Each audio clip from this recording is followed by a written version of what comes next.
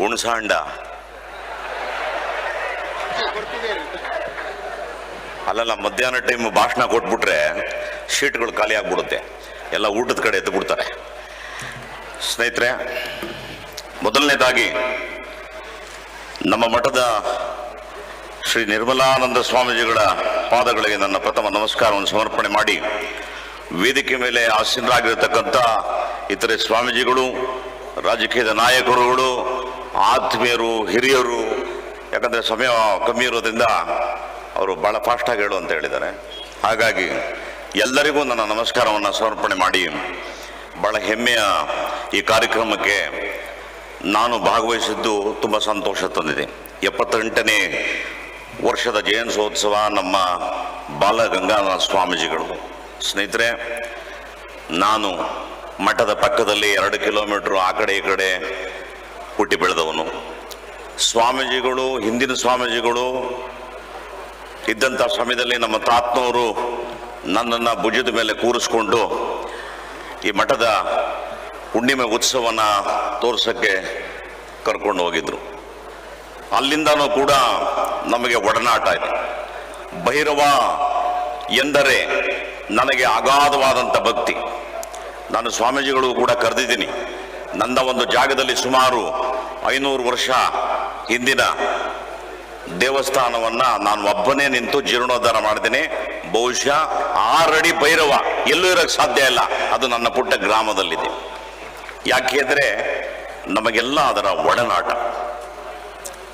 ಒಕ್ಕಲಿನ ಸಂಪ್ರದಾಯ ಬಹುಶಃ 5ನೇ ಶತಮಾನದಿಂದ ಉಲ್ಲೇಖ ಇದೆ. ಒಕ್ಕಲಿಗನ ಉಲ್ಲೇಖ 5ನೇ ಶತಮಾನದಿಂದ ಇದೆ. ಒಕ್ಕಲು ಎಂಬತಕ್ಕದ್ದು ಕೆಲಸದಿಂದ ಬಂದಂಥದ್ದು. ಯಾವ ಕೆಲಸವನ್ನು ಮಾಡ್ತಾನೆ ಅದು ಒಕ್ಕಲು ಎಂಬತಕ್ಕಂಥದ್ದು. ಗೌಡ ಎಂಬತಕ್ಕದ್ದು ಆ ಒಂದು ಪರಿಸರಕ್ಕೆ ಯಜಮಾನಿಕೆ ಮತ್ತೆ ಒಕ್ಕಲತನ ಎರಡನ್ನು ಸಮ್ಮಿಶ್ರ ಮಾಡಿ ಈ ಗುಂಪು, ಈ ಸಮಾಜದಲ್ಲಿ ಒಕ್ಕಲಿಗ ಸಂಪ್ರದಾಯದ ಗುಂಪು, ಇವರಿಗೆ ಒಂದು ಪಂಥ, ಅದು ನಾಥಪಂಥ. ಆ ನಾಥಪಂಥದ ಒಬ್ಬ ಆದಿಗುರು, ಅದು ನಮ್ಮ ದೇವರು, ನಮ್ಮ ಮಠ. ಸಾವಿರಾರು ವರ್ಷದ ಇತಿಹಾಸ ಇದೆ. ಕಾಶಿಯಿಂದ ವಲಸೆ ಬಂದಂಥದ್ದು. ಮೂಲ ಭೈರವನ ಸಾನ್ನಿಧ್ಯ ಕಾಶಿಯಿಂದ ವಲಸೆ ಬಂದವನು ಅಂತ ಬಹುಶಃ ತುಂಬ ಜನ ಗೊತ್ತಿಲ್ಲ. ಯಾರಿಗಾದರೂ ಈ ಜಾತಕವನ್ನ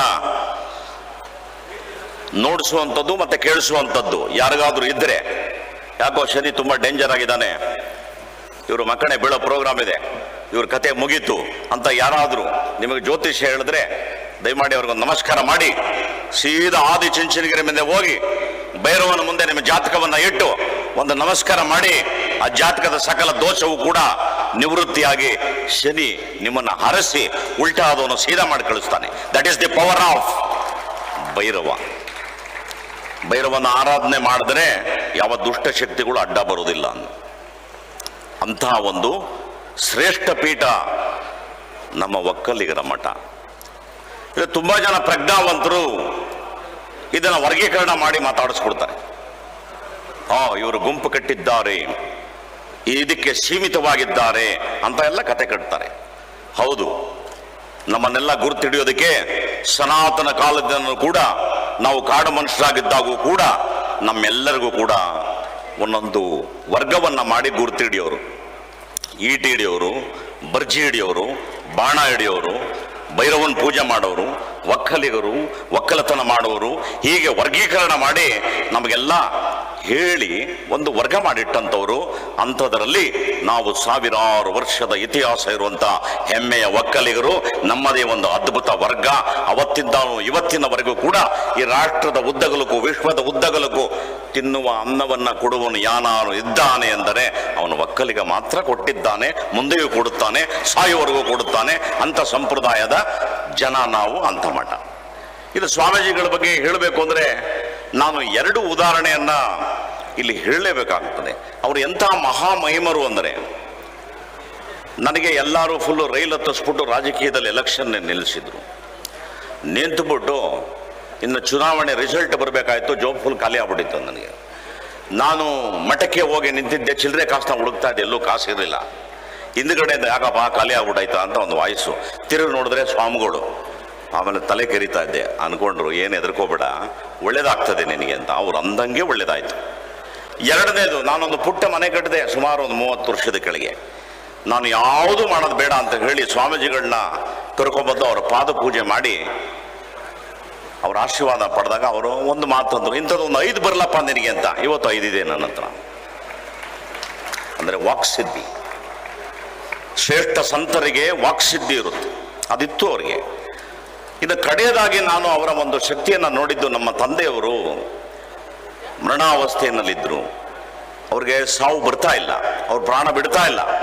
ಭಾಳ ಬೇಜಾರಾಯಿತು ನನಗೆ. ನಾನು ನಮ್ಮ ಆಶ್ರಮದ ಆಸ್ಪತ್ರೆಯಲ್ಲೇ ಹಾಕಿದ್ದೆ. ಆಗ ನಮ್ಮ ಸ್ವಾಮೀಜಿಗಳಿಂದ ಮಠ ಸ್ವೀಕಾರ ಇಲ್ಲ, ಅವರಿದ್ದರು ಅವಾಗ. ಪಾಪ ಅವ್ರಿಗೆ ಆರೋಗ್ಯ ಸರಿ ಇರಲಿಲ್ಲ. ಆ ಸಮಯದಲ್ಲಿ ನಾನು ಓದೇ ನಂಗೆ ಮಾತಾಡೋಕ್ಕಾಗ್ತಾ ಇಲ್ಲ. ಯಾಕೆಂದರೆ ತಂದೆನ ಕಳಿಸ್ಕೊಡೋದು ಅಷ್ಟು ಸುಲಭವಾದ ವಿಚಾರ ಅಲ್ಲ. ನಾನು ತುಂಬ ಅಳ್ತಾ ಇದ್ದೆ. ಸಮಾಧಾನ ಮಾಡಿದ್ರು ನನಗೆ. ಅಪ್ಪ ಹೋಗ್ತಾ ಇಲ್ಲ, ನೀವು ಆಶೀರ್ವಾದ ಮಾಡಿ ಅವರು ಭೈರವನ ಹತ್ರ ಹೋಗ್ಬಿಡ್ಲಿ ಅಂದಾಗ ಅವರು ಸ್ವಾಮೀಜಿಗಳಿಗೆ ವಿಭೂತಿ ತಗೋಬಾ ಅಂತ ಕೇಳಿದ್ರು. ಇವರು ಸ್ವಲ್ಪ ಹಿಂಜರಿದ್ರು, ಯಾಕಂದರೆ ಸ್ವಲ್ಪ ಏನಾದ್ರು ಇನ್ಫೆಕ್ಷನ್ ಆಗಬೇಕು ಅಂತ. ಆದರೂ ಕೂಡ ತಂದು ಕೊಟ್ಟಾಗ ನೀವು ನಂಬೋದಿಲ್ಲ, ಅದನ್ನು ಮಂತ್ರಿಸಿ ಏನು ಹೇಳಿದ್ರು, ಯಾರಿಗೆ ಹೇಳಿದ್ರು ನನಗೆ ಇವತ್ತರೂ ಅರ್ಥ ಆಗಿಲ್ಲ. ನನಗೆ ಹೋಗಿ ಭೈರವನ ನಮಸ್ಕಾರ ಹಾಕೊಂಡು ಹೋಗಪ್ಪ ನೀನು ಅಂದರು. ನಾನು ಭೈರವನ ಬಂದೆ ನಿಂತಾಗ ಬಲಗಡೆ ಹೂವು ಬಿತ್ತು. 5 ನಿಮಿಷಕ್ಕೆ ಫೋನ್ ಬಂತು, ತಂದೆಯವರು ಕಾಲ್ವಾಗಿದ್ದಾರೆ ಅಂತ. That is the energy of ನಮ್ಮ ಸ್ವಾಮೀಜಿಗಳು. ಇವತ್ತು ನಾನು ಭಾಳ ಹೆಮ್ಮೆಯಿಂದ ಇಲ್ಲಿ ನಿಂತು ಹೇಳುವಂಥ ಒಂದು ವಿಷಯ, ಕಡೆಯ ವಿಷಯ ಏನು ಅಂದರೆ, ನಮ್ಮ ಸ್ವಾಮೀಜಿಗಳು ಭಾಳ ದೂರದೃಷ್ಟಿ ಉಳ್ಳವರು. ಪ್ರತಿಯೊಬ್ಬರೂ ಕೂಡ ನಿಮ್ಮ ಮನೆಯಲ್ಲಿ ನೀವು ಆಸ್ತಿ ಪಾಸ್ತಿ ಏನಾದರೂ ಮಾಡಿದ್ರೆ, ಯಾರು ಸರಿಯಾಗಿ ನೋಡ್ಕೋತಾನೆ ಅದನ್ನವ್ರನ್ನ ಹುಡುಕ್ತಾರೆ. ಓ ಇವನು ಶ್ರೇಷ್ಠವಾಗಿದ್ದಾನೆ ಅಂದರೆ ಕೊಡ್ತಾರೆ. ನಮ್ಮ ಸ್ವಾಮೀಜಿಗಳ ದೂರದೃಷ್ಟಿ ಎಷ್ಟು ಚೆನ್ನಾಗಿತ್ತು ಅಂದರೆ, ಚಿಕ್ಕಬಳ್ಳಾಪುರದ ಒಂದು ಜಾಗದಲ್ಲಿ ಭಾಳ ಅದ್ಭುತವಾಗಿ ಕೆಲಸ ಮಾಡುವಂಥ ಒಬ್ಬ ಅದ್ಭುತ ವಿದ್ಯಾವಂತನ ಈ ಜಾಗಕ್ಕೆ ಕೊಟ್ಟರೆ ಇವರು ಅದ್ಭುತವಾಗಿ ನೋಡ್ಕೋತಾರೆ ಅನ್ನತಕ್ಕಂಥ ಒಂದು ದೊಡ್ಡ ದೂರದೃಷ್ಟಿಯನ್ನು ಮಾಡಿ ಇವತ್ತು ಶ್ರೇಷ್ಠ ಸಂತರು ಇವರ ಕೈಗೆ ಆ ಮಠವನ್ನು ಕೊಟ್ಟರು.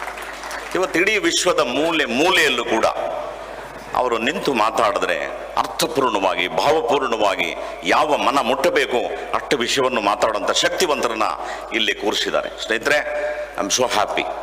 ನಾನು ಒಕ್ಕಲಿಗರಲ್ಲಿ ಒಂದೇ ವಿನಂತಿ, ದಯವಿಟ್ಟು ಯಾವುದೋ ಹಳೆ ಮರಕ್ಕೆ ನೇತಾಕೊಂಡು ನಮ್ಮಪ್ಪ ಮಾಡಿಕವನೆ ಅಂತ ಅಲ್ಲಿಗೆ ನೇಣಾಕೋಬೇಡಿ.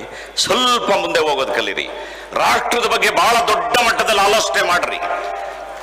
ನಿಮ್ಮನ್ನೆಲ್ಲ ನೋಡ್ಕೊಳ್ಳೋದಕ್ಕೆ ರಾಷ್ಟ್ರದಲ್ಲಿ ಉತ್ತಮವಾದಂಥ ಒಂದು ವ್ಯಕ್ತಿತ್ವ ನಮಗಾಗಿ ಕಾದಿದೆ.